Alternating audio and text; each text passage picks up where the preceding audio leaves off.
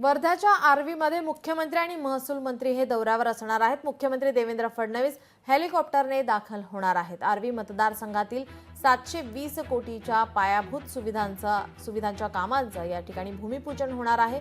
वर्ध्याच्या आर्वीमध्ये मुख्यमंत्री महसूल मंत्री यांचा दौरा हा महत्त्वाचा मानला जातोय।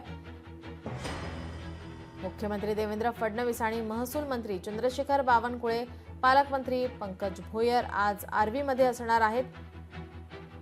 देवेंद्र फडणवीस हे हेलिकॉप्टरने दाखल होणार आहेत।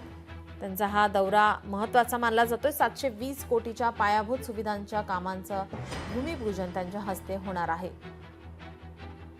आर्वी शहरातील प्रशासकीय इमारतीचा लोकार्पण सोहळा पार पडणार आहे। या सोहळ्यासाठी ते उपस्थित राहणार आहे। आर्वी विधानसभा मतदारसंघातील विकास कामांचे लोकार्पण आणि भूमिपूजन त्यांच्या हस्ते होणार आहे।